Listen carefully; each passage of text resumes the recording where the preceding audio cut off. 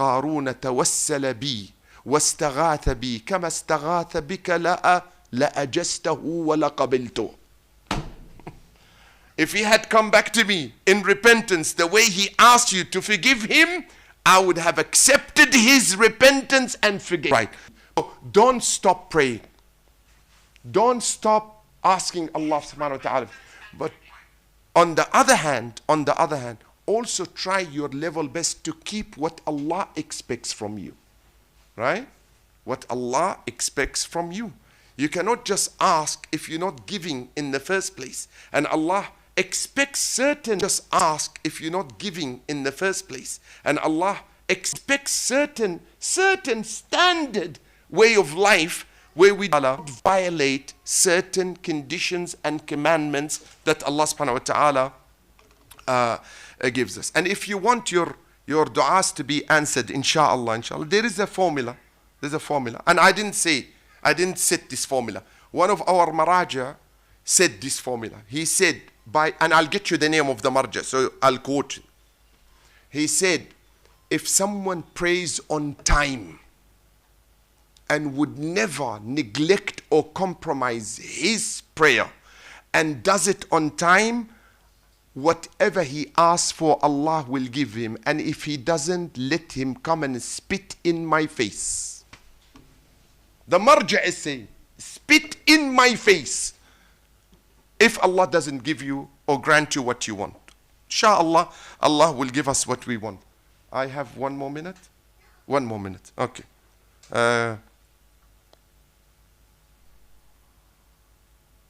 Okay. Now, this is we're getting heavy now. We're getting very heavy. Okay. That's why I said I will not be called to Kuwait anymore. Can the husband get married to a second wife without the permission of the first wife? I'll tell you how it can happen. Because I'm obligated now. I've been asked, I'm obligated. When you get married, put it in your prenup that you cannot marry a second wife. And if he agrees to it, it becomes law. He cannot change it. And if he does, you have an automatic right to leave the marriage. Okay? This is not my words. These are the words and the opinion and the fatwa of Ayatollah Sistani, Ayatollah Khamenei, Ayatollah Wahid al-Khurasani, Ayatollah, you name it. Okay? You name it. You know what? Should I say this? Yalla, let me say it. Sometimes men don't want women to know their rights because it works in or against their own favor. So you go learn your religion well. You know, one lady came once asking for divorce.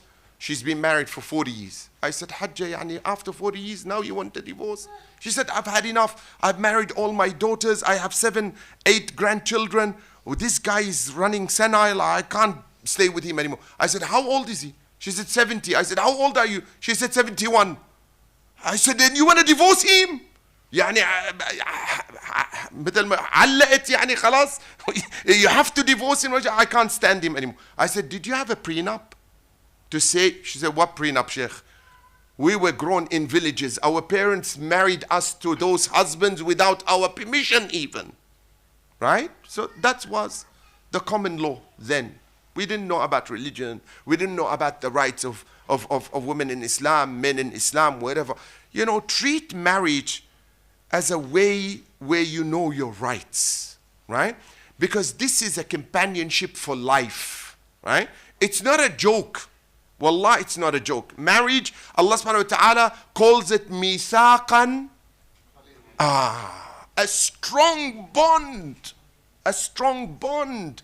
It's not something lenient. It's not something simple. It is something of major consequences. Now I'm at question number 30, and I still have 5 questions, but I can't go on.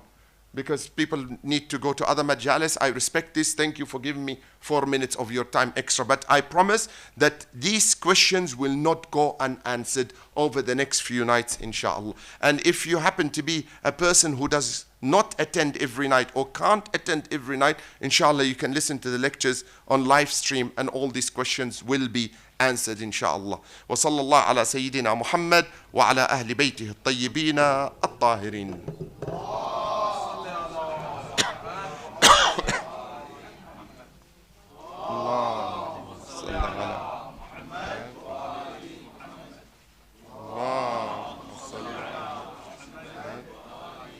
وعجل فرجهم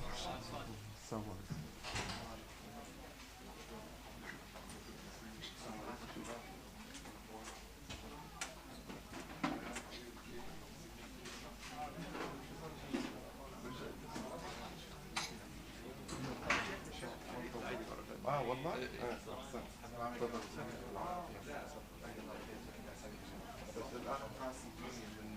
يعني